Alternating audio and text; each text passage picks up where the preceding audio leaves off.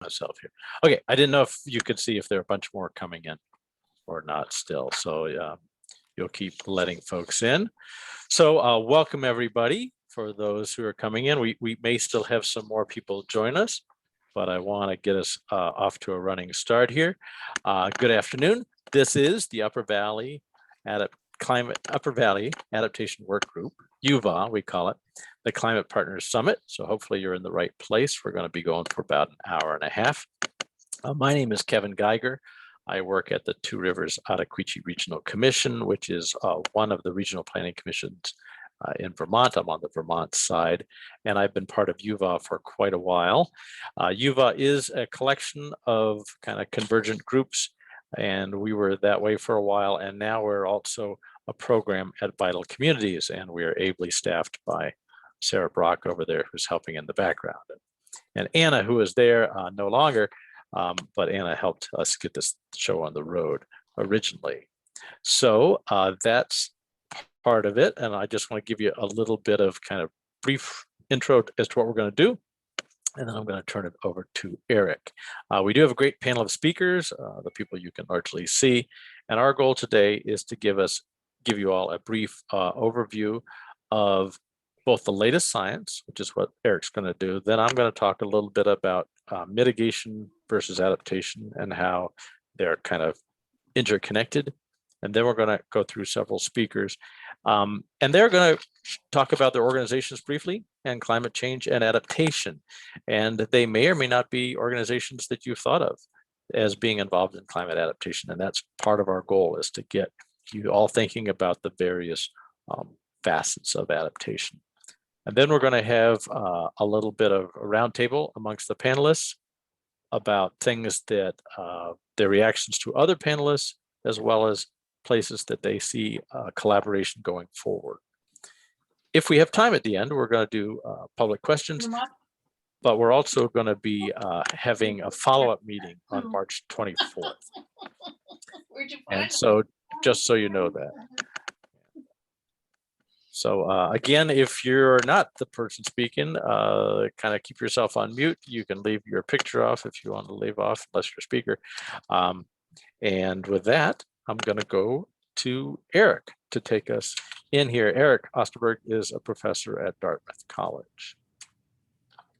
Great, thank you, Kevin, and welcome everybody. It's good to see such a good turnout here today. So I'm going to give you a quick, probably 12-minute update here on climate science. I'm sure a lot of you are relatively up to speed in this as a climate science issue, but we thought we'd sort of set the table and give some context for the discussion today with a little bit of an update on climate. So I'm at Dartmouth College. I'm an associate professor and a climatologist, and I've been a member of UVAW for about 10 years now, and I'm currently the vice chair of UVAW.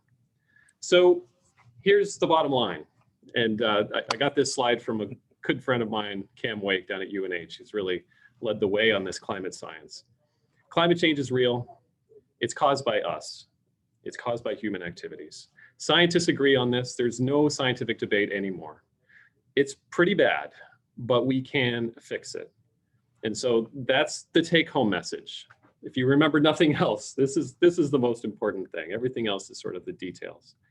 But let's get into a few of those details. So this is a plot that I think a lot of you are probably familiar with. This is the global average temperature. So this is the average temperature of the planet going back 140 years. And so we have 140 years ago on the left here, 1880, and we have today on the right. And so we can see climate change is real, right? Global warming is real. This is happening. We've already warmed by about 2 degrees Fahrenheit over the last century or so. We learned about a month ago that 2020, which is this most recent dot up here, tied with 2016 as the #1 warmest year on record. And then we also know, it's not the case everywhere, but it happens to be the case that the temperature trends for New Hampshire and Vermont actually look a lot like this global average trend. So if you want to know what New Hampshire and Vermont look like, it actually looks a lot like this, with early warming, a little bit of a pause in the middle of the century, and then really dramatic warming over the last 60 years or so. So how about that second point, that it's caused by us? Well, this is the way that climate scientists think about this, is that from about 1880 till the middle part of the 20th century, the warming that we saw was a combination of human activities, mostly CO2, and also in the beginning here, a little bit of a natural warming cycle. And I'll explain more about that in a second.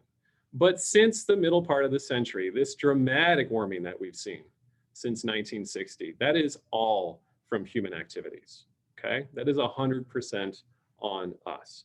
And the reason that we can say this is because we have a really good understanding now as scientists about the various things that can actually cause the Earth to get warmer or get colder. Okay, there's not that many things that can change the temperature of the planet like this. We know that CO2 is one of them. And we know that over the last 140 years or so, CO2 has increased dramatically. And we know that this CO2 is from human activities, mostly burning of fossil fuels.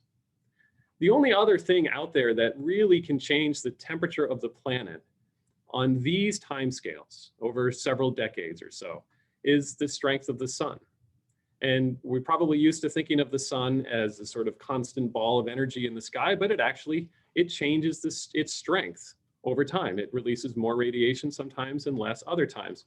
And we can see there's this sort of cycle to solar activity, and this is the 11-year sunspot cycle. But we can smooth that all out and see that in the beginning half of the century, the sun was getting a little bit stronger. And then since around 1960, the sun has been getting a little bit weaker. In fact, the solar activity right now is some of the weakest activity that we've seen since the time that we call the Little Ice Age. So without human activities, the Earth should have been getting cooler for the last 60 or so years, along with solar activity. But instead, we've seen these dramatic rises in temperature, and that is entirely due to human activities, mostly human greenhouse gases. This level of CO2 that we've reached recently, 415, the units are parts per million, we know that this is the highest CO2 level that we've seen for at least 3 million years on this planet, and maybe as long as about 15 million years. And of course, this goes up by about 2.5 or 3 every year. And so every year that goes by, we have to go further and further back in geological time to find another time when it was anywhere close to here.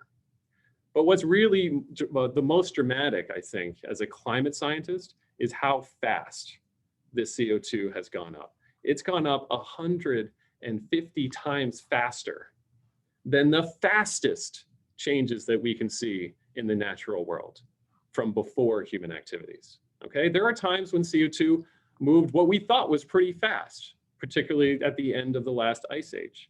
But what we've seen recently is 150 times faster than that. The rate of change is just astonishing. And we know that with this warming comes impacts, right? We've already seen these impacts. Last year alone, we had widespread wildfires, first in Australia, and then in California, then in Colorado. And these weren't just slightly new record fire years. These were dramatic increases over the previous records that we had seen in these places. Closer to home, these warmer temperatures, particularly in the wintertime, which is warming the fastest around here, these wintertime temperatures have allowed this guy, the black-legged tick, to move further and further north into our area, and along with it comes dramatic increases in Lyme disease in this area. So this is the data for Vermont, but the data for New Hampshire looks pretty similar, as we can see here on this larger map, showing the entire eastern part of the US. And every little blue dot here is a case of Lyme disease back in 2001, and we can see how it's exploded as the winters have gotten warmer and warmer, and these ticks are able to survive the winters into the following year. We know that with warmer air temperatures comes warmer ocean temperatures, right? So the greenhouse gases aren't just warming the air, but they're warming the oceans as well. And we know that as the oceans warm up, we see more intense hurricanes, and these hurricanes tend to drop more rain, both of which makes their impacts significantly greater, right? So last year, the 2020 hurricane season was yet another record hurricane season where we saw so many storms, 30 named storms, that we ran out of letters, right? We had to go into the Greek alphabet. But what the science tells us is that it's not actually the number That's their biggest concern. It's that the warming causes these hurricanes to get more powerful. And it's the category 3, the 4, and the 5. Those most intense hurricanes are the ones that have the biggest impacts on people. And it's those hurricanes that we're seeing the biggest change in. And they drop more water, leading to more flooding.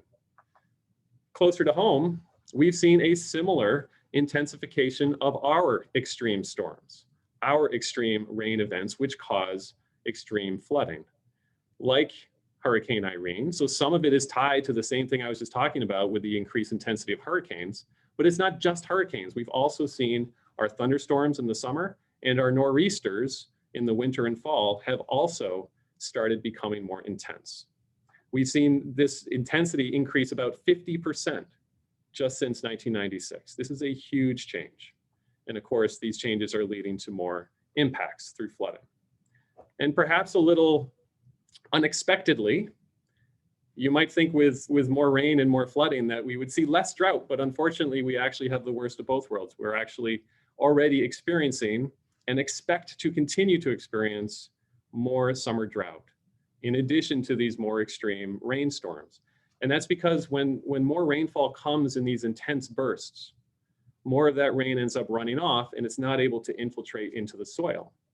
And then you combine that with warmer temperatures during the summertime, and more of the water that is in the soil evaporates back out to the atmosphere. And so the result is very similar to what we saw last summer, with the summertime drought extending into the fall, very similar to what we saw in 2016. Again, a summertime drought extending into the fall. This is what we expect to happen, and it's what we expect to get even worse into the future. So let's think about the future a little bit and point our computer climate models into the future. And if we do that, we see that it all depends on how much CO2 we put into the atmosphere and how quickly we do that. So we can imagine a world where we put less CO2 into the atmosphere, and that's the blue curve here. Or we can imagine a world where we put substantially more CO2 in the atmosphere. And make no mistake, this is the path that we are currently on, the red path. And so underneath that red path, if we release that much CO2, we'd expect temperatures globally to reach about 8 degrees warmer by the end of the century. On the lower emissions path, it's about half that, more like 4 degrees warmer. And so to put this into some context, you know, when we really notice these things are during the extremes, right? We mentioned the extreme storms like hurricanes, but we have heat waves as well, which are the extremes of temperature. And so right now, on average in Hanover, we see about 7 days of summer over 90 degrees. And 90 degrees is right around when we start seeing human health impacts from the heat stress. Under that high emission scenario, it's more like 2 months, basically the whole summer, over 90 degrees by the end of the century. Whereas under the lower emission scenario, we can cut that about in half, about 3.5 weeks. So huge impacts, but also huge differences in the impacts depending on our path into the future. And if 8 or 9 degrees doesn't seem like a lot to you, keep in mind that the last time that the global average temperature was 8 or 9 degrees colder than now, we were in the peak of the last ice age. In New Hampshire, here in Hanover, we had a mile of ice on top of us, and this is what the Gulf of Maine would have looked like. It would have looked like the coast of Greenland or Antarctica does today. So 8 or 9 degrees to a climatologist is a massive temperature change. And instead of glaciers growing, we know, of course, glaciers are melting with the warming. So this is a glacier I take my students basically every year to teach them how to do this climate science. And this is a glacier in Jasper National Park in Canada. And this is what it looked like in 2017. And here's what it looked like in 2019, taken from about the same spot. And so we've superimposed these pictures so you can really see how this glacier has changed. It's not only retreated back, but it's about lost half of its volume. And we know that in by about 2060, pretty much all of the ice that you see here will be gone. And of course, this isn't just happening in this one glacier, this is happening around the world. Every location around the world, on average, the glaciers are melting and they're raising sea level. And New Hampshire has already lost around $15 million in our real estate value, even on our relatively small coastline. And that's from the 8 inches of sea level rise that we've already seen. But we know that as Greenland and Antarctica and these mountain glaciers continue to melt, that sea level will continue to go up. And so these are our best estimates of where we're headed by the end of the century. Our best guess for New Hampshire's coastline is around 3 feet, 2.9 feet. But you can see that, again, things scale depending on how much CO2 we put into the atmosphere. And there's also a fair amount of uncertainty. These whiskers up to the high end of the scale here, more like 6 to 8 feet, are indications of our uncertainty about just how fast, particularly Greenland and Antarctica, are going to respond to this warming. So the take home here is that we have to reduce our CO2 as quickly as possible. And yet, even while we do that, we have to accept that there are going to be disruptive changes. We've already experienced them, and we have to adapt to them. So we know this first part, we have to reduce our CO2. This is where CO2 in Vermont comes from. New Hampshire is pretty similar, except we get more from electricity in New Hampshire. And of course, reducing this is all about mitigation. But most of the slides and the stories I just told you are not about the future. They're already happening now. And so we know that we already have to deal with the climate change effects that are here today and are going to continue into the future. And so that requires adaptation. And so Kevin is going to continue to think about these differences between mitigation, adaptation, and how they interact with one another. And I'll just leave you with these take-home slides once more. All right, Kevin. Thank you so much, as always, Erich. Very good. And now Sarah's going to pull up a few of my slides here, and I'm just going to take us briefly through the adaptation and mitigation. And the important parts to remember is mitigation is what one does before the thing happens to you, and adaptation are things that you have do either during it or that to get ready for it to have happened. But they are interconnected. They're two sides to the same coin, and they are very, very important. So next slide, Sarah, there. Mitigation. So this is the official IPCC definition for mitigation. It's half the definition, which is a human intervention to reduce the sources. And so you can get rid of a power plant like you're doing here, or the next slide, which is you can actually have more sinks, right? And not physically more sinks like my picture here, but more things that suck up carbon, more forests and stuff. So we can do, humans can do things where we are mitigating the increase in that CO2, that ski slope that Erich showed, by either not doing it in the first place, getting rid of the emissions, or by further pulling that carbon out of the air. And so both of those things are designed to avoid a certain future out there, because on those higher ends of the graphs, it gets pretty hinky, right? Hinky is a wildfire term for when it looks like that behind the Golden Gate Bridge that Erich showed. On the other side is adaptation. So next slide. So adaptation is adjusting. To me, it's withstanding. It's being able to deal with the effects that you couldn't avoid or you didn't avoid out there. And not only is that necessarily kind of an absorbing thing, but it can be a beneficial thing. It can be a little bit of a change. So you say, well, we're trying not to do that thing that we're doing anymore, but we actually see a better way of doing things. So you can adapt in a way that's just not like, you know, fending off stuff, but that's actually helpful to you as a person and as a community and as a country. Which brings me to the next slide, which is NASCAR. Because whenever I think of climate change, I think of NASCAR. They just go together in my mind. And I did not know about Erich's talk, but this is great because it's real. NASCAR is real. It's us, definitely. And in this case, it's bad, right? And if you're happen to drive a blue and white car, you're down there in the mitigation lane. You're trying to avoid the things that are coming up by doing something. If you're in the top part of the slide, you're adapting. You're steering your way out of that. You're doing a bunch of things to try to not have this get worse. But everybody in here has also done some mitigation. They all have very good cars. They're highly trained drivers. They've built these cars and their equipment to withstand events like this. And that last bit of Erich's thing, which is we can fix it or we can make it good, is also emblematic of this, because everybody walked away from this crash just fine. And so if you think the world kind of looks like this right now in some ways, remember, we can all walk away from this just fine if we keep our act together. And so now I'm going to go to our panelists, and each one's going to have 5 minutes and walk through a series of slides. And our first panelist coming up is Ron Rhodes, and he's the Director of Restoration Programs at the Connecticut River Conservancy. So it's all yours, Ron. Well, actually, before Ron jumps, one note, Kevin, Yes. we're not going to have time for questions from the audience, right? Probably not. We're going to have that panel discussion. So you can, if you have a question during any part, feel free to type it in the chat. We're keeping all the entire chat, and we can parcel those out as needed after the event and hopefully get responses back. And at the end, we're also going to talk about the next steps, which is we actually have another meeting coming up as well. Great, thank you. Thanks, Sarah.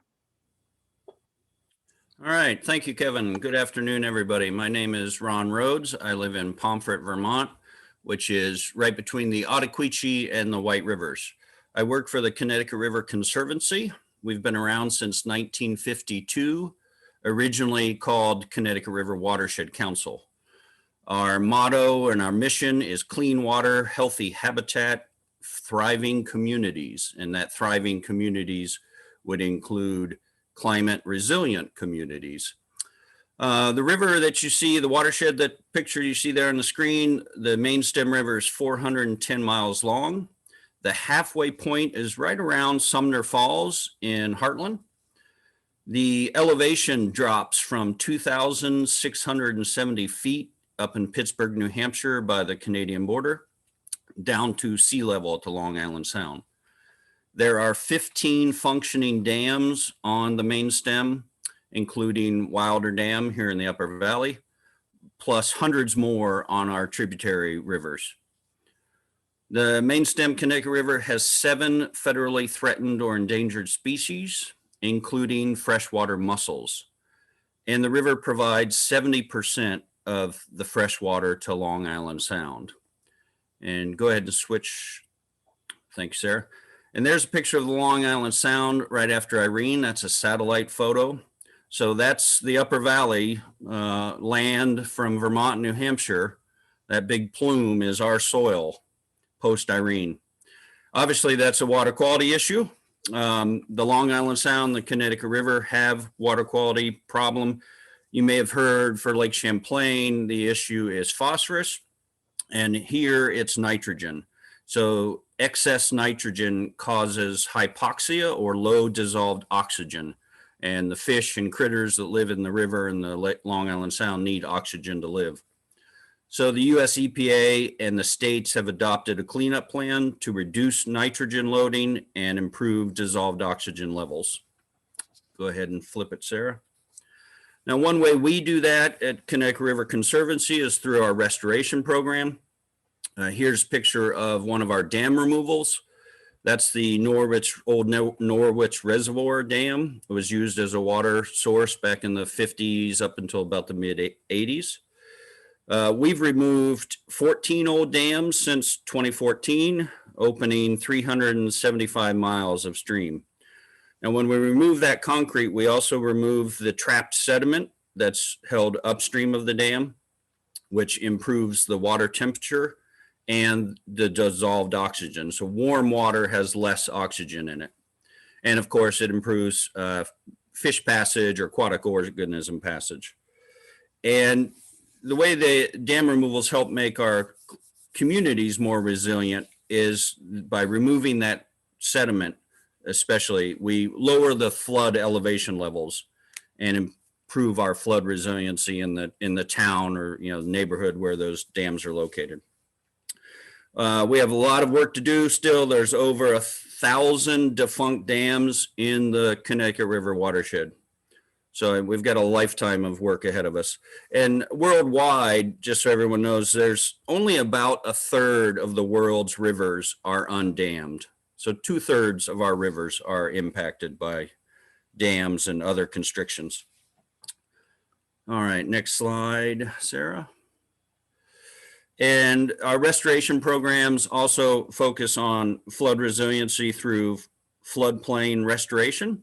So there's a couple of pictures of folks planting trees along a brook in Norwich, Vermont. And down below is a berm removal project that we did last year where we hire excavators to get in. And, a lot of our rivers have been straightened over time and all that material piled up along the banks. So we're restoring riparian buffers and the floodplains to allow floodwaters to get up into those higher elevations. And now the tree plantings, we've planted more than 53,000 native species since Irene. And a mature tree can absorb about 48 pounds of CO2 per year. So 1 acre absorbs twice the CO2 produced by an average car's annual mileage. So our 50,000 trees and over 100 acres planted absorbs about 2.5 million pounds of CO2 over the lifetime of those trees.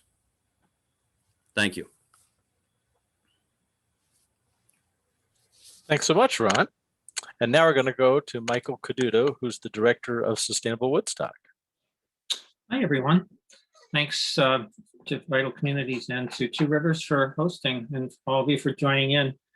So it's Sustainable Woodstock formed in 2009 specifically because of the community's concerns about climate change. So it's a big part of our mission, which is to inspire, educate, and empower people from diverse backgrounds and all walks of life to live environmentally, economically, and socially responsible lives. And our main focus is on the community, economy, the environment, and equity and justice. So our service area is Woodstock, but we work with many towns surrounding Woodstock and also with other organizations and throughout the Upper Valley, especially in recent years. We have 2 part-time staffs, myself and Jennifer Wetmore, who is our program coordinator. And we work together with our board and many volunteers who make all of what we do possible. We have a very small staff, so we rely heavily on the assistance and help from our board members and volunteers to do the work that we do. So people often say, how do you get all of that done? Well, that's how. We have about 50 different partners throughout the Upper Valley that we work with. And again, without that kind of assistance and synchronicity, we can get so much more done working together and rather than duplicating, but doing things that really enhance what we do as organizations. So Sarah, if we could see the next slide, please. When I was asked about something that had to do with impact of climate change, the first thing that came to mind were these 2 slides, which are at the east end of Woodstock. This area is now a municipal park, a 12-year-long legacy project of Sustainable Woodstock and our East End Action Group. This was an area where highway materials and other things were stored. Initially, years and years ago, it was actually a dump. Then it was a storage area. It was also a snow dump. So on the left-hand slide, you see that great big sort of upside down horseshoe-shaped thing. That's the winter snow dump. When Hurricane Irene came through, you can see the outline covers the exact same area. So you can see at the upper part of the right-hand slide, there's a big void between the shore of the Ottauquechee River and the edge of that line. About 1/2 acre of land was blown out during Irene. And if you look at the left-hand slide, you can see all kinds of materials were stored on site. All of that ended up in the river. So our 12-year project there, including making the park eventually, was to move the snow dump, clean up the river, and turn it into a park. And the Connecticut River Conservancy, Fish and Wildlife, many other partners were a really essential part of that, and Two Rivers as well, that helped to make all of that possible. Two Rivers helped, especially with the moving of the snow dump and some of the funding for that. So that's just such a huge graphic image of the impact of some of the extreme weather that we've had because of climate change. So if we could have the next slide, please, Sarah. I'm just going to run through quickly some of our projects. We do a lot of, I think, with mitigation as opposed to adaptation. We do some of both, so maybe like adaptation, but mostly mitigation. One of the things that we're focused on is making it so that the sustainability and resilience to climate change is available to all. So we call that sustainability for all. So whenever we have a project, we try to really focus on whatever your socioeconomic background is, that you would be able to participate in that. Renewable energy, solar, transportation, whatever it may be. One of the things we do a lot with is resilient structures. We're working with the Bridgewater Community Center, the old schoolhouse there, as it's being renovated and restored, to take that historic building and turn it into a building that will be highly energy efficient and run on renewable once we get permission to put solar on, hopefully on the roof. It's a historic building, so we have to get permission because of the easements on it. We've worked with our EMS personnel in the town and Efficiency Vermont to bring our new EMS building, which is being constructed, to a point where when it's done, it will be essentially net zero ready. So a project like that, by the time we were done with the work that we're doing on it, it's going to burn over 8,000 gallons less of propane a year, going to save 2,255 kilowatt hours of electricity a year. It's going to reduce by 30,000 pounds of CO2 emissions a year, what we're going to have versus what would have been built with a conventional construction, and save the town about $10,000 a year. So it makes sense on environmental and economic means to be able to really work at that level. Some of our renewable energy projects, if you look at the lower right-hand corner of this slide, you can see the graduation at Rainbow Play School, and there's a solar array there that was put up by Sundever. It's a project that we worked with the town to get in Rainbow Play School to help get that array up. People in town bought actually a part of that array. It is producing 150 kilowatt hours of energy, and it's powering 15 households and some of the energy used by the Norman Williams Public Library. We do a lot with forest carbon management, looking at education and landowner assistance to manage their forests to both store and mitigate carbon not emissions, but carbon itself.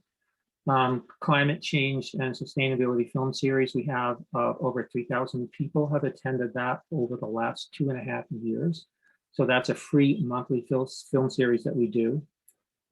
We have a Woodstock, Vermont Standard weekly column, which gives us a great opportunity to educate the public and help them find out things that they can actually do. Another monthly program is our Green Drinks, and that covers a lot of different sustainability projects, but it also went Upper Valley about probably 9 months ago. So that's a monthly event. And these are all, if you go to our website, you can find all of this information and how to attend these things. We put a lot of it up on the front page of our website. We're managing our community gardens at both King Farm, which is Vermont Land Trust, and over at the Billings Farm, such that the soil management is to reduce carbon emissions. So no-till and other forms of mulching. The upper right-hand corner here shows a family that's preparing plots where we're growing food for the Woodstock Community Food Shelter. Michael, I'm going to need you to wrap up. Okay, great. So some of the others here, if we could just go to that last slide, that would be great. Again, just some of the things that we're doing and some of the organizations, their logos here.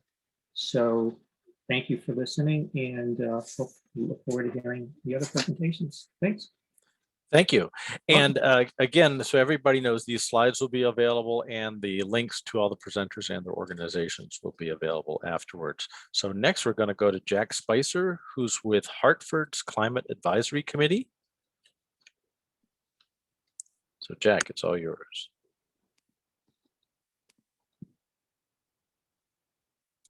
All right, I'm having a little trouble getting the video started. There we go. Okay, good. Good afternoon, everybody. My name's Jack Spicer, and I'm here to talk about the Climate Advisory Committee in Hartford, Vermont. And I'm a little bit jarred at the fact that I can see Easton Park, which Michael just showed us a picture of, right on my window here. It's about 400 yards away. But anyway, I want to talk about the Climate Advisory Committee that was created by the Select Board in Hartford, Vermont, what we are, what we're doing, and how we're incorporating climate adaptation into our objectives. So by way of background, the Climate Advisory Committee comes out of the efforts of the Ad Hoc Climate Advisory Committee organized in the fall of 2019. The Ad Hoc Committee drafted resolutions for the Select Board and for the School Board in Hartford that declared a climate emergency and also set a town-wide goal of net zero greenhouse gas emissions by 2030. So a pretty ambitious goal. The Ad Hoc Committee also drafted an article for voters at the 2020 town meeting cycle that set a goal of achieving carbon neutrality with the development, operation, and maintenance of the town's municipal infrastructure and equipment by 2027. So slightly even more ambitious. The Climate Advisory Committee was formed to develop a climate action plan to identify pathways to both net zero municipal operations by 2027 and net zero community-wide emissions by 2030. So once the Climate Advisory Committee was established, the committee got right to work, acknowledging the magnitude of the tasks at hand and the fact that we're all volunteers. We first set out to hire a consultant to develop a climate action plan. We reviewed several proposals and secured some funding. And then the select board ultimately selected an organization called Pale Blue Dot, which is based out of Minnesota, to help us develop that climate action plan.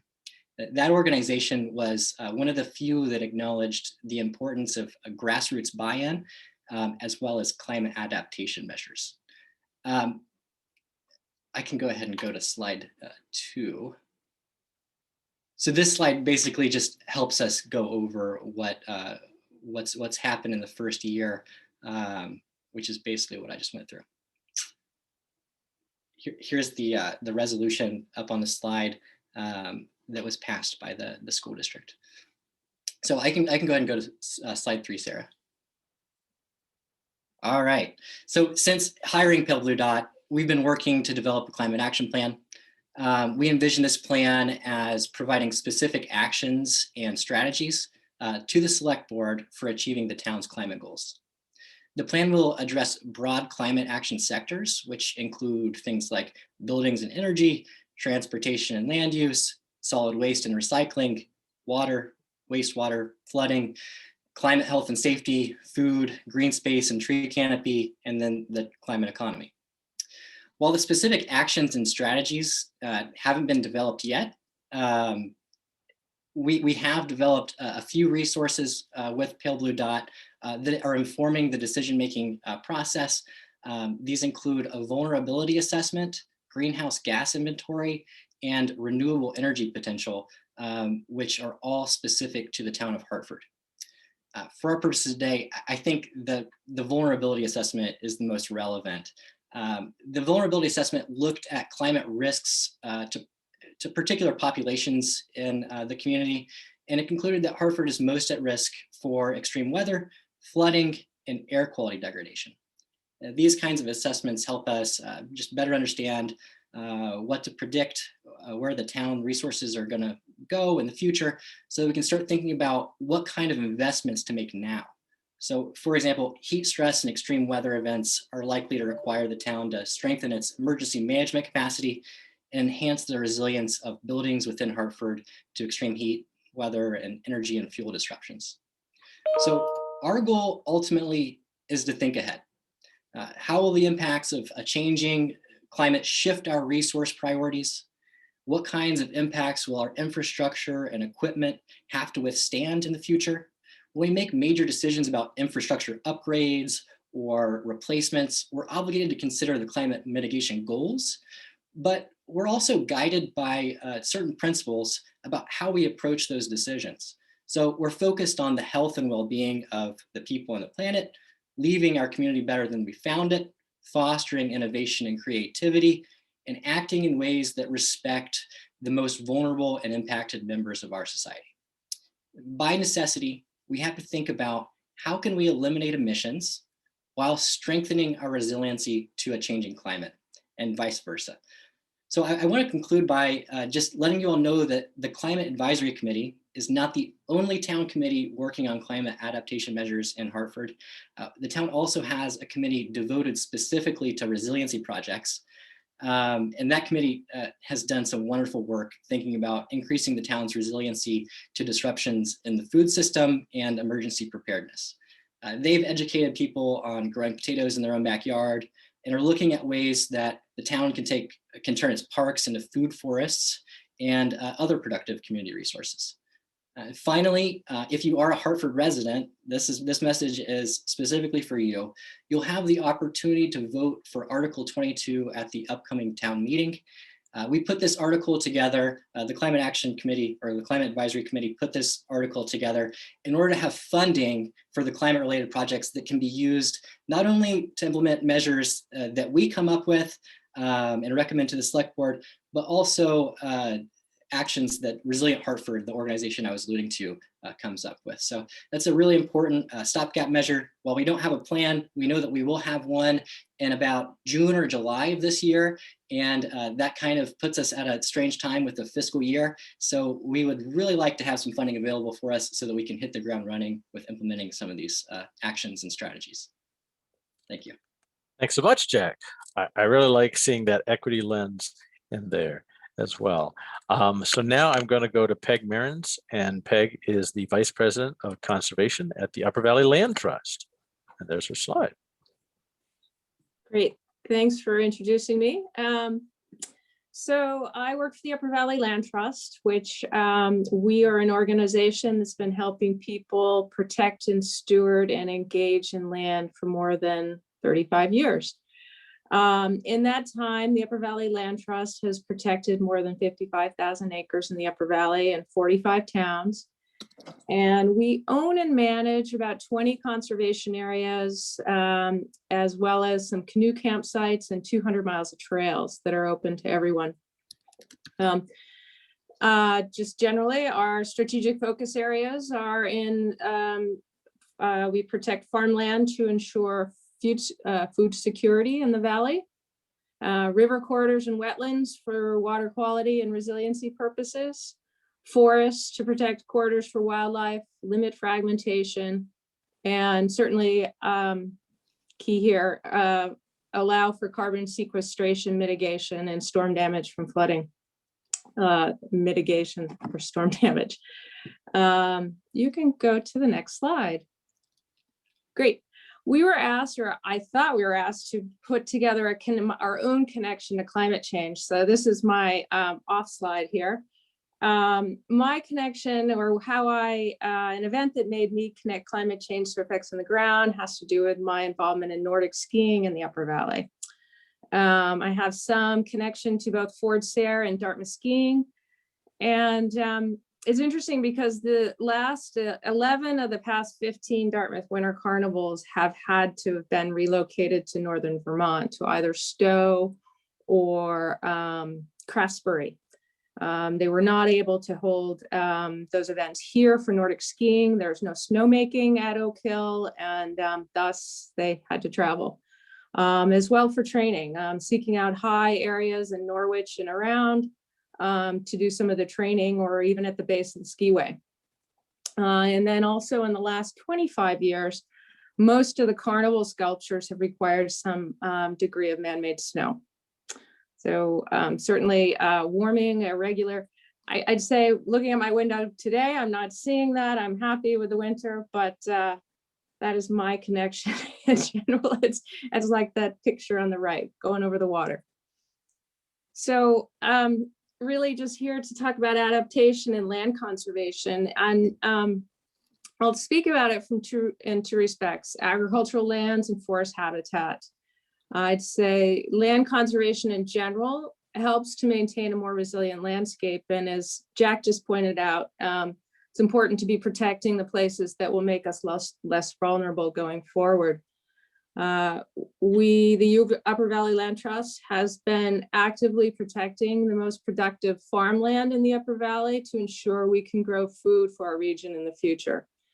Backed by a Fund for Conservation Action that we raised, we were awarded about $1 million from the U.S. Department of Agriculture a couple of years ago to increase the rate of our farmland protection in both Grafton and Sullivan counties.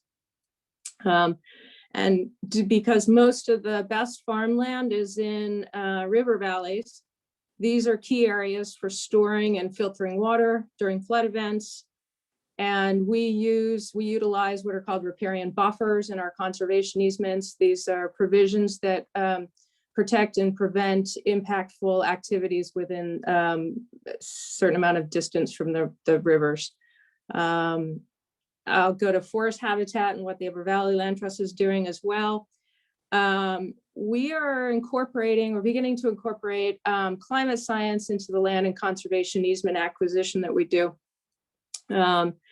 Other partner organizations like the Nature Conservancy, the Open Space Institute, and our state and natural resource agencies are using science to identify places where species will migrate as climate changes. And these tend to be areas of high species diversity. And we are pursuing new grant funding opportunities to help protect these resilient lands. I think some of you who read the Daybreak may have seen a notice about a upcoming grant from the Open Space Institute, and we'll be pursuing something in that regard soon. We, in addition to owning our own lands and conserving lands, we're out stewarding land with landowners. So what are we seeing on the ground? What are they doing? Farmers are definitely engaging in new technology to account for erratic temperatures and precipitation. We've had requests for new irrigation systems, farm ponds. Folks are using cover crops, no-till equipment, rotational grazing, high tunnels to expand seasons.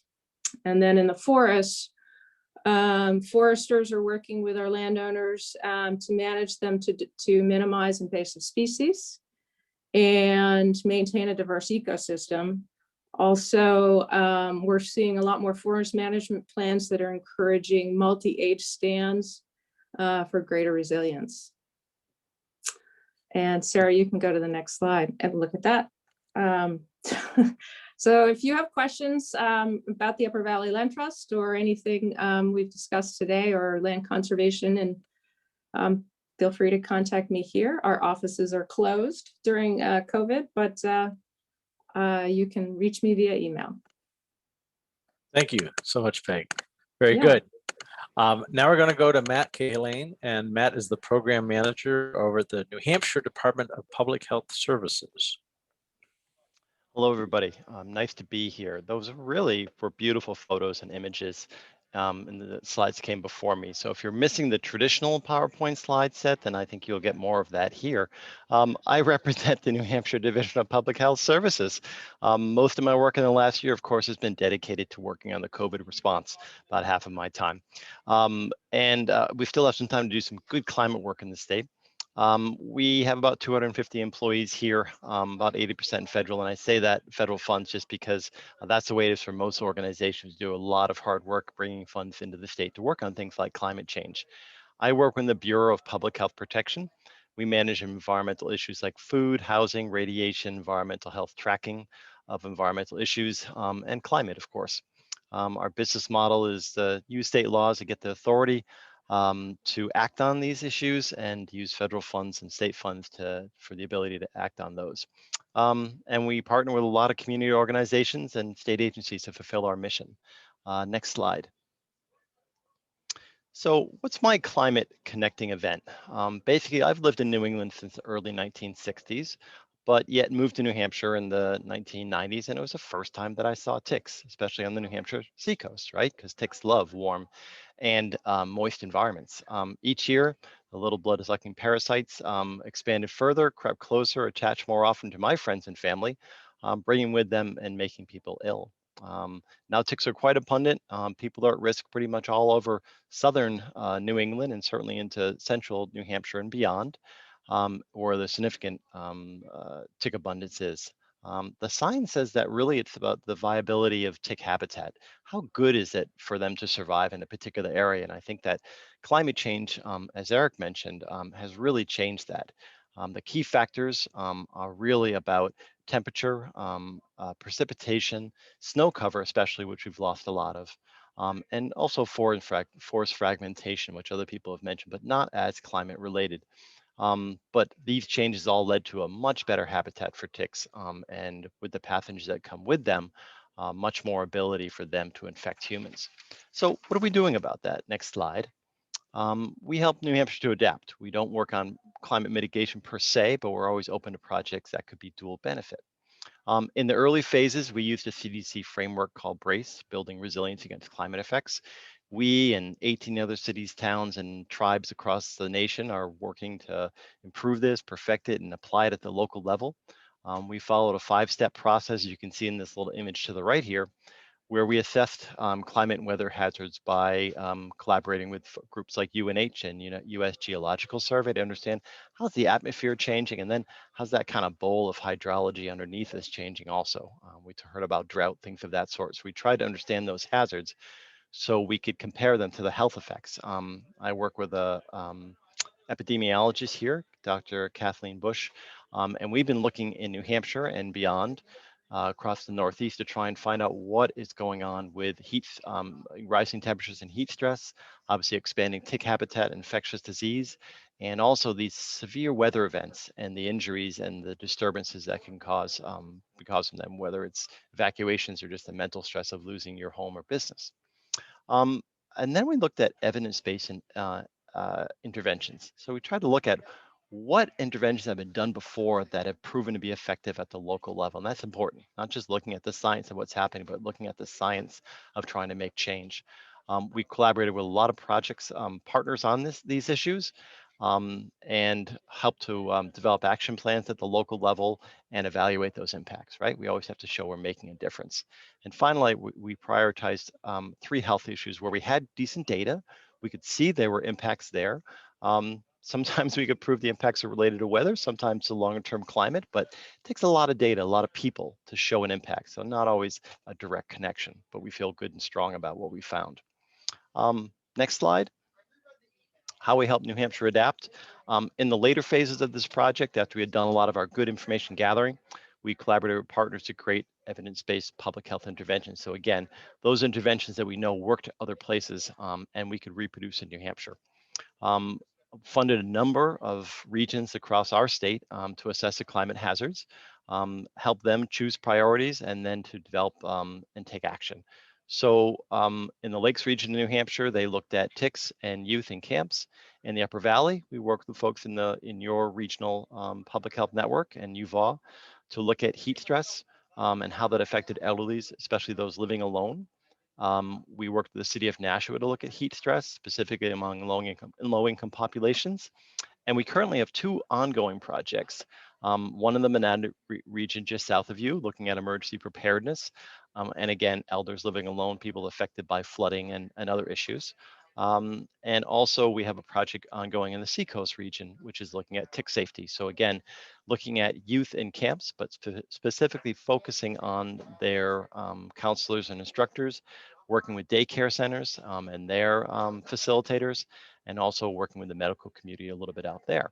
So great project there. And we also do a little bit of work in the Great Bay on the Seacoast, looking at the rising sea level temperatures and trying to do testing for pathogens like Vibrio bacteria, which can cause foodborne outbreaks.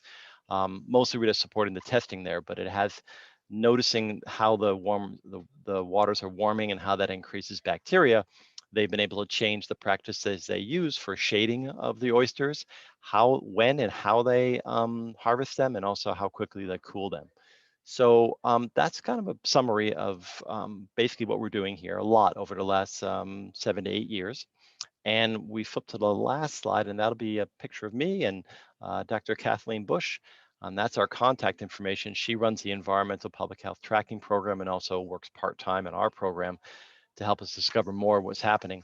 And she did a recent study where she looked at heat stress. And actually we see a lot of impacts happening, especially in the elderly over 80 degrees. So impacts start even lower than 90 degrees, which is normally what we think of as being at risk. So that's it for me. Thanks for listening and look forward to any discussion. Thanks, Matt.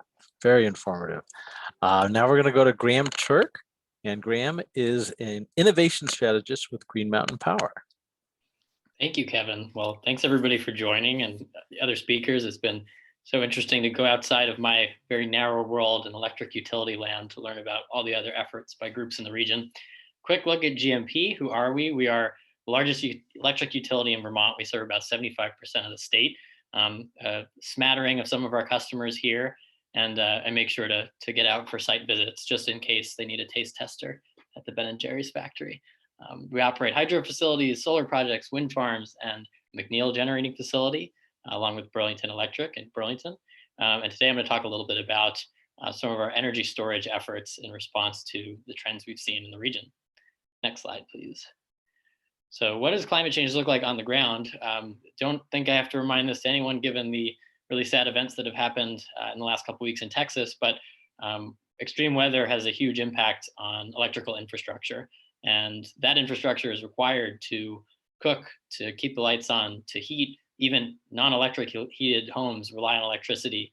And these are a couple of events that we've had in the last 10 years, which have been some of the most impactful in our company's history. So we see both an increase in the frequency of severity of storms, and it's not hard to see why warmer weather results in heavier, thicker snow, and that's what brings down trees and brings down wires during these events. So next slide. So we've put a big emphasis in the last few years on deploying energy storage, particularly in customer homes. Why we've done this? So energy storage is a great resilient resource.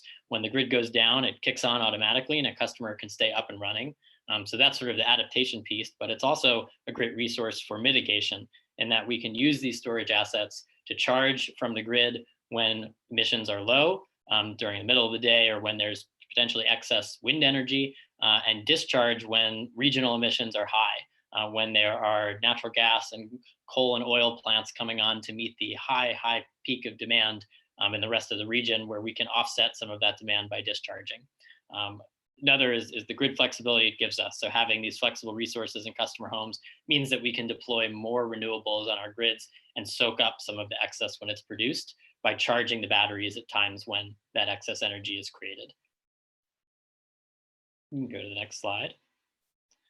So we've deployed, in combination with some local Vermont installers, at this point, over 3,000 residential devices, battery storage devices on the ground. And how it works, that program is that customer gets the benefit of backup power that kicks on right when an outage happens. And we get the benefit of what we call a virtual power plant. So it's an aggregated fleet of these battery devices that, when we want to discharge them, look no different to the grid than a traditional large power plant in a single facility. So how have we done so far? Last summer, when the summer peak was occurring, it was a really hot day in New England, we were able to discharge all our batteries and in a single hour save about $1 million. And so on the financial side, it's going well, but more importantly, how it's working on the resiliency side, there's an event folks remember from the Halloween storm of 2019. It was one of our largest storms in history. Well, over 1,100 customers who had these batteries in their homes were able to stay up and running, many of whom had attached solar, and so could power through multiple hours and even days of an outage. So love highlighting that it's both been a great resource for us to manage costs, but then also doing its job, so customers are not out in the dark when there is an event, and they're relying on these to act no different than a generator, except it's emission free and it kicks on automatically so fast that you might not even have to reset the clocks. And you can go to the next slide. So that's it. I kept it pretty quick. I know we're racing through to finish today, but happy to answer any questions. I think as we think about where to go from here, residential homes, individual homes are key to back up, because that's when folks, they're at home. That's where they are during outages, but we also want to expand our scope to community centers and to areas that folks could go in the case of an outage if they don't have backup at home, so that they can warm up and get something they need, get internet access. And so partnering with some communities to build what we like to call resilient zones, where we pick a facility in a town or community that is a shelter, a gathering place people could go, and install battery backup there, and also use it in a similar way, so that when it's not being relied on for backup, we can use it to help manage costs on the grid. And real last thing, there's a press release yesterday that I'll plug, that for the first time, we've been able to back up a section of the distribution grid in Panton, Vermont. And so all these examples I've talked about are sort of behind the meter, where you're backing up a single building or a single home. in this more recent project that we just are testing for the first time, we'd be able to back up a section of the distribution grid. So multiple homes using a large battery and solar facility we have in Panton, and hopefully more types of these projects as we're able to prove it out and get some experience there. So thanks so much, Kevin. Happy to answer any questions in the chat or afterwards. Sure. Thanks, Graham. And now we're going to go to Kate, and Kate McCarthy is the Sustainable Communities Program Director for the Vermont Natural Resources Council. Very good. Thank you, Kevin. And hello, everybody. It's really nice to be here and be on this panel with all of you.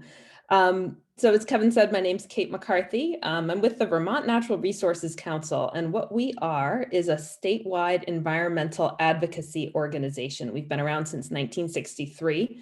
And during that time, we've really focused on what it takes to build strong human and natural communities. And we do that through 4 program areas: energy and climate action, forests and wildlife, water, and sustainable communities, my program, which is a land use program. Next slide, please, Sarah. So I was asked, when did I start to see climate change as a critical issue? It's always been in the background. When I was a kid, we called it global warming. But like many, it was Tropical Storm Irene that was a very profound moment for me. And it wasn't the moment that the rain was coming down or that Flat Street in Brattleboro was washing out. It was afterwards, as it sunk in, how many more storms there were going to be that were going to be more like this. It became more real for me at that time. I would say that I've also been struck by how the critical nature of climate change is being understood in the policy realm. I've worked at VNRC for about 9.5 years, and I have seen the conversation shift in the State House. You've got more people talking about it. You've got more legislators who are owning the issue. And my own feeling is that there's been more of a shift from talking about renewable energy as the climate change thing to working on overarching strategies that deal with climate change in a more holistic way. A great example of that is the Global Warming Solutions Act that was passed in Vermont last legislative session. So next slide, please. So VNRC, we focus on climate change, and like other organizations, we work on adaptation as well as mitigation across our 4 programs. But as I said, my program's a land use program focusing on smart growth and preventing sprawl. So when I think about adapting to climate change, the main thing on my mind right now is climate migration. So specifically, how do development pressures, development patterns, and housing needs change as places other than Vermont become unlivable? And how does that affect our communities and our natural resources? I think COVID migration, on which we have some data and some anecdata, it's nevertheless given us a window into this. And I think that we are a likely destination. We have abundant water, usually, though drought is in the offing. We have relatively cheap land, and we have a low population density, and those are all draws. I started thinking about this issue several years ago with my colleague Elena Mahaly from the Conservation Law Foundation, and we felt intuitively that all these things would be draws. Since then, there have been studies from the EPA, there have been research done by ProPublica and other articles that demonstrate the ways in which many Vermont counties are going to be appealing for climate migration. So much like climate change itself, I think that the idea of climate migration can be a little hard to wrap our heads around. The truth is we don't know when it's going to happen. We don't know how many people will come, where they'll come from, where they'll come to. And I think particularly in slower growth parts of the state, and particularly with these really strong narratives about population loss and demographic change, it's hard to imagine that any real influx is actually going to happen. Nevertheless, I think it is going to happen, and I think there are 4 key things we can do to prepare. My next slide, please, Sarah. Thanks. And the first thing is we need to bolster our housing stock in smart growth locations. We have a housing shortage now, and it's going to be exacerbated by climate migration. Water and wastewater infrastructure, especially in our small villages, is going to be key to allow this to happen. The second thing I think we need to do in Vermont is review our land use regulations, local and state, to make sure they're protecting our natural resources. And I think that for a couple of reasons. One, right now in many communities, rural sprawl is the default. There's no village infrastructure that would enable compact housing, and rural areas are often zoned for 2 acres or 10 or 5 acre lots. We also know that based on a 2017 review of Act 250, our state's regional development review law, that study concluded that Act 250 is not helping us meet our desired land use goals, our settlement pattern goal of compact centers surrounded by working lands. And furthermore, if you agree with the hypothesis that many of the folks who are going to come in the first wave for climate migration are going to be people of means seeking estate type properties, we should really be rethinking how we're protecting our resources. Someone earlier said, well, forest fragment isn't happening because of climate change, but forest fragmentation could happen because of climate migration. So third, I would suggest that we need to have conversations about our governance structures. We're highly localized, and that serves us well in many ways. I think we should also be talking now about whether there are functions that should be further regionalized in order to save towns money, free up local capacity, and protect our natural resources better. And then last but absolutely not least, we need to improve equity and inclusion in our state. Between national and local events, there have been many instances lately that have brought to the surface the ways in which Vermont is not welcoming. We need to have conversations at all levels about making sure that we're a welcoming place where people of all races and ages and incomes and origins can be included and who can be members of their communities without having to fight for it. I'm going to say that there's some good news in all this. These are all things that we should be doing anyway to be stronger as a state.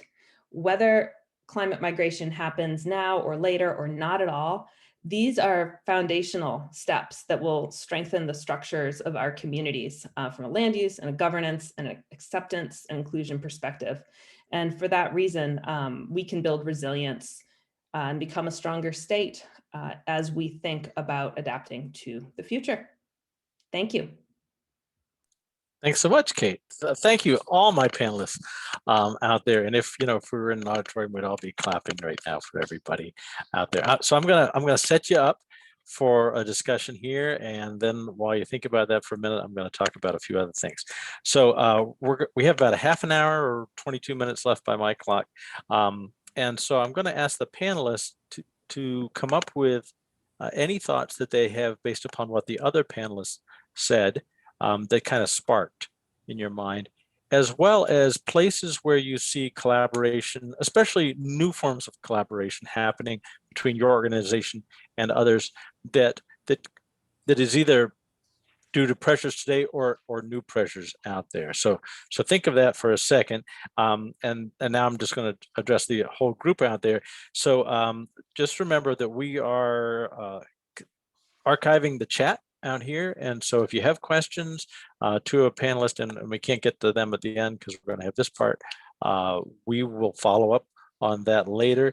We also on March 24th, Sarah and Vital Communities especially is going to be coordinating kind of an open house brown bag lunch from noon to 1, where anybody can get together and come in and talk about especially things that you want to do as a local group this year, or I'd like to do, but I don't have any idea how. Can anybody help me with that out there? That's the stuff out there. I do, and I see a little thing in the chat from Megan, and that Upper Valley Adaptation Workgroup will be doing a fall forum, which is what we usually do these forums. And our fall forum right now is planned around climate migration. So we may have you back, Kate or Lainey or somebody back then.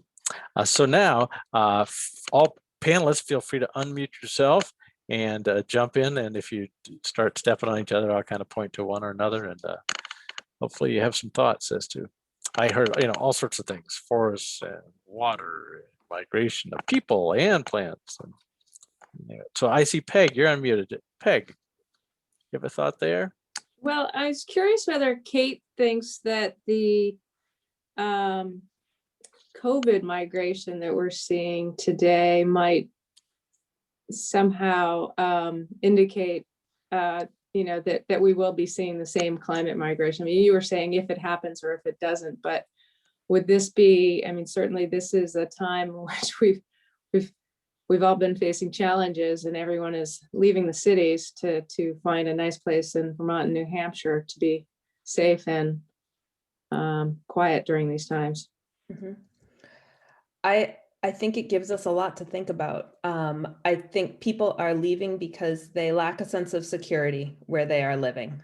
And I think the same impetus, that would be the same impetus for climate migration. People would no longer have a sense of security where they're living and they would move to someplace more secure. I think a huge challenge for Vermont and New Hampshire and other climate migration destinations is how do you make sure that doesn't result in everybody living on a 10-acre lot? Because then we lose our forests, we lose our working land, we lose the opportunity to sustain people with food and fuel from those sources. So city has a certain connotation in terms of what it provides. We have little cities in Vermont that I think are great places for people to live, and wonderful villages as well. They are more compact than the 10 acres, that's for sure. So what does it take to help people, give people the option to move from a larger urban environment into a smaller, slightly urban environment as a way to minimize the overall impact on the land base, given that people are going to be looking for some space? How do we manage that in a way that's good for the environment and that reinforces our communities? We've got communities that have got tons of houses available. They're ready to be restored. You've got downtowns ready for, with small spaces ready for innovators to come on in. So those are some of the things on my mind when it comes to COVID migration, prefacing or predicting climate migration. Great. I see Eric and Michael. So Eric. I just wanted to build off of that a little. And, I think we might imagine climate change as something that takes years or decades, right? But if we think about migration, I actually think that it could be a useful analogy, because for an individual, the impetus to actually pick up and move, right, move your whole family is going to be an event. It could be something like what we just saw in Houston. You can look to South Africa where they run out of water and imagine similar scenarios in American Southwest where water shortages are already a problem. Or in California, you could imagine it's the wildfires that we see out in California. You could imagine it's the storms. We saw massive migration after Katrina. People moved from New Orleans and went to Texas and Louisiana, other places, and they didn't go back, right? So even though climate change itself is a slow-moving thing, these extreme events that typically drive people to do something pretty extreme, like pick up and move, they can be discrete events. And so one could imagine something like COVID where it happens pretty quickly. Thank you. Michael, thoughts? Yeah, moving on to more of a regional focus having to do with energy use, carbon emissions. We, Sustainable Woodstock, worked with a number of different organizations last year, going into town meeting to promote a regional energy coordinator, and we were very fortunate that so many towns passed that, and we now have Jeff Martin as our Upper Valley Regional Energy Coordinator, or intermunicipal energy coordinator, through Two Rivers, and that's great. What I was looking at and really excited about to learn more about Hartford's climate action plan. In Woodstock, we have passed an enhanced energy plan with very specific goals for renewable energy and carbon emission reductions leading into 2050, as well as a climate emergency resolution last year with very specific, very similar goals. And I wonder, how do we as a region do things that can support reaching those goals? While we work on that within each town, what are some regional solutions to or interim steps that will help us to attain those goals by 2050 that are regional in nature as opposed to being local in nature? Big, kind of a global question, but something I'm really interested in. Good question. Of course, I work on the regional level, so I have all sorts of thoughts on that. I did note Kate's comment that in Vermont, too many times, we stovepipe each town, and each town kind of has to reinvent the wheel. And there are big opportunities, I think, out there for us to collaborate on a regional scale, or at least, not just one chunk out there. So Graham, thinking of that, are there places where town level or multi-town level, power sharing things or microgrids could be happening out there? Yeah, so I think that that's sort of the project in Panton, what we're exploring for the first time. There's both sort of can you take a section of the distribution grid and draw a box around it and treat it as an island? And then there's also the question of, well, what buildings are most important for a town, as I mentioned before, to use as a community shelter. And so part of it is the behavioral aspect, and communicating that sometimes it's going to be necessary potentially to go to a place that has power, because it's not feasible to back up every part of the distribution grid. But in others, focusing on a single home or a single building is definitely the way to go. And I think in terms of the partnering question, one area that's been really rewarding is in our tier 3 efforts, which is sort of everything under the umbrella of helping customers get off fossil fuels. And we know in Vermont, as showed in the slide, heating and transportation are the two big offenders.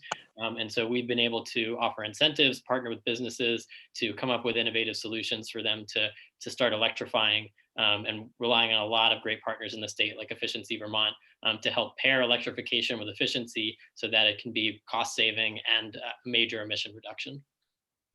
Thanks. I had a thought. I literally just had a thought that I was connecting Ron and Matt over there, because I know Ron works on rivers, and one of the ways to stay cool in all those heat events is actually to go put your toes in the water. So Ron and Matt, any connections between heat and water out there that you can think of? Matt? Heat and water. So are you talking about recreational water and public bathing facilities in relation to heat stress? Yeah, just being able to access water out there in a nice way. Yeah, one of the programs I manage besides climate is the health officer program. So I help local towns figure out problems. And when we have heat waves, the use of public bathing facilities goes way up, and we have lots of complaints about the sanitation. That's the one connection that I've seen in New Hampshire. I'm not sure about like a very affordable cooling approaches for the future, right? Like, we don't want everybody to have their own pool. We want people to have shared spaces and find ways to cool. There's certainly a lot of cultures around the world who have experienced a lot of heat and figure out ways to adjust to that, and New Englanders are going to need to do that. Erich was mentioning the number of days over 90 degrees, I think in the Upper Valley, may have been New Hampshire in general, and those are going to increase significantly. They have increased already, and we're going to have to say, what does a temperate New Englander family do when there's 24 days over 90 degrees? It's really difficult. Right. But what do the poor fishies do, Ron? Well, obviously cold water species like trout, anything above 68, 70 degrees, and those trout are stressed, and in some cases will pass away. They'll die. Again, it all comes down to the oxygen level, right? Warm water has less oxygen. So when we're in those summer droughts that Erich was talking about earlier, we'll see trout stuck at a culvert or, stuck at a dam, and they're trying to suck up any cold water they can find. And along those lines of what Kate and Erich were saying about COVID and climate, and folks moving up here or coming here more often, we saw that this year. The rivers were busier than ever. Vermont Fish and Wildlife sold more fishing licenses than in the past, I think it was 30 years. People were out using the river this year, partially because of COVID and because more people were here on, a longer time. Yeah. That makes me think of parks. And I know, Peg, I talked to Jeannie about parks and stuff, and that the Upper Valley Land Trust may be doing a little more works on parks, because as people come, if they don't all need their 10 acres to kind of have their own little private park, which is going to eat up a bunch of land, we're going to need to have some more accessible lands to send them to. So Upper Valley Land Trust working on that stuff? Yeah, we are. As I said in my talk, we own now 30 conservation areas. And this is something that over the last 15 years or so, we've transitioned from solely holding conservation easements to owning lands. This to address a need that we did 2 different surveys, but there's a great need for folks who don't own land and who live in more urban, rural urban areas in the Upper Valley to have a place where they can get out and enjoy. We've certainly seen that during the last year, folks getting out on our lands to enjoy themselves, to have some balance to their lives, to just seek some solace in the woods. So yes, and certainly along the lines of what Ron was saying too, with cool, clear streams, again, whenever we can, if we're conserving land adjacent to rivers and streams, we're putting in riparian buffers to try to maintain the habitat along those streams, to maintain the cold, clear streams. Very good. Any additional thoughts, Ron? Yeah, I'll just follow along what Peg was saying. I realized as we were doing this and different folks were talking, in the 10, 11 years I've worked for the Conservancy, we've partnered with every organization on this panel or on the talk today, except for Matthew, I think. We don't do this work alone. I don't think any of us do this work alone, right? We work with dam removals with VNRC, and we worked with Green Mountain Power on a dam removal, and Dartmouth on a dam removal. We work with the towns sometimes through the Regional Planning Commission, sometimes directly. We work with VLT and Michael. It's just, all of the organizations in the boat rowing the same direction is how we get it done. Very good. Very good. That's such a good encapsulation of one of the things I really wanted people to get out of this, is that that there obviously are issues, and those issues are big that we're facing, but that there are a lot of oars in the water on this one from a lot of different places. So don't necessarily think, well, I got to go, make a new organization. Find an organization that's already out there and be working with them. And of course, we're all going to keep talking to each other a bunch. We do have a few minutes left.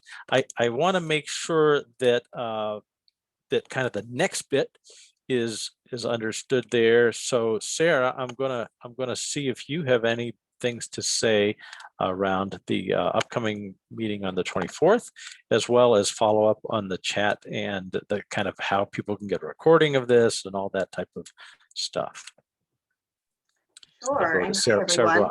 I'm Sarah Brock at Vital Communities. I've been behind the scenes here advancing slides.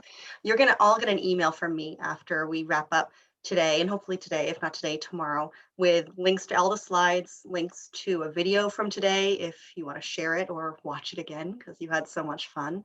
And I'm also going to go ahead and subscribe you all to a resource that we have in the Upper Valley called the Upper Valley Climate Action Discussion List. Many of you are familiar with our town listservs. We have one for climate action that's region-wide. So if you're not already subscribed, I'm going to do that for you, and I'll send you a note in that email about how to unsubscribe if you'd really rather not. And then Kevin alluded to this event on March 24th, exactly 1 month from today. This wonderful panel was a good chance for all of us to absorb and listen to the panelists. And that lunchtime gathering on the 24th is going to be our turn to talk. So it's casual. It's come and bring what you want to talk about, and we'll break you off into groups to have some connections and chats over whatever you feel like bringing for lunch. And I'll send you information about that as well. And I think that's all I wanted to say, Kevin. I do have a survey that we will send folks in the Zoom as an evaluation once you're done with your final remarks. Oh, okay. We have just a few minutes left by my clock there. So if there's, I want to capture you all and have Sarah do that survey while people are still here and haven't left yet. And I know we're running up against the clock, but if there are any closing remarks by any of the panelists, I'd love to have them. I thank you all for coming. I thank, of course, everybody for attending, because otherwise, what would be the point if you didn't all come and listen to us? So any closing remarks by anybody? And then Sarah can do the survey bit. Oh, there's the survey. I can see a survey bit on my screen. So Sarah, do you want people to actually like click on this thing Yeah, right go now? for it. Feel free to do the survey while you're listening to any final Okay. remarks from the So that's panelists. actually a live thing you can click on. You can tell I'm technologically challenged. And any other stuff out there. I've been looking at the chats a little bit.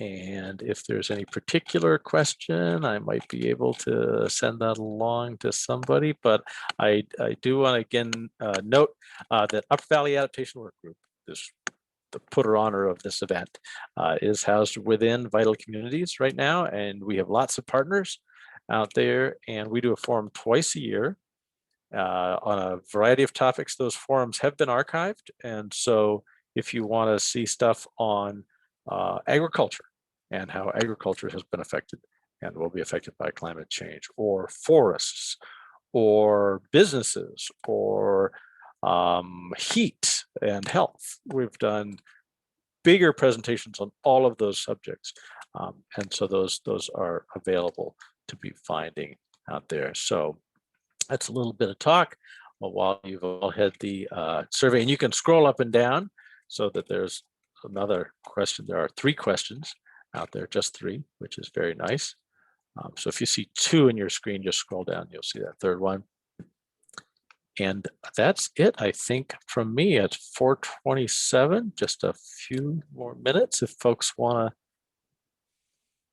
close out in any way. Kevin, I would just add that, sure, if for folks who have the town energy plans that I was hearing, or really any goals around reducing emissions where you are, I'd love for you to think of GMP as a partner, and we can provide incentives, guidance, expertise, whether it's installing electric vehicle chargers, doing whole building heat pump installations, or kind of anything under the sun of electrification and carbon reduction. We have a lot of incentives available for that, and want to be a partner to you all. So Kevin, I don't know if you have my email that you can share, but I can also put it in the chat. And then if it's not me, I can connect you with someone from GMP who knows a lot more than I do. Yeah, no, we have it, and everybody who is here will be getting that type of stuff. So hopefully you'll be inundated with requests for information out there. Okay, we're getting down to that final wire. Peg, I see you're unmuted. Do you have a comment there? I just want to thank you, Kevin, and Two Rivers. Really, it's just so nice to have Regional Planning Commission who's not only bringing towns together, but bringing partners together in a way that we can talk about issues like this with one another. You're welcome. And I should mention our partner organization over across the river. I see Megan's here. So Upper Valley Lake Sunapee Regional Planning Commission, and Megan's the new director. She's been the interim director over there. We work hand in hand, and they have been very influential on UVAW from the get-go. All righty. We have come to the hour. Thank you all for coming again.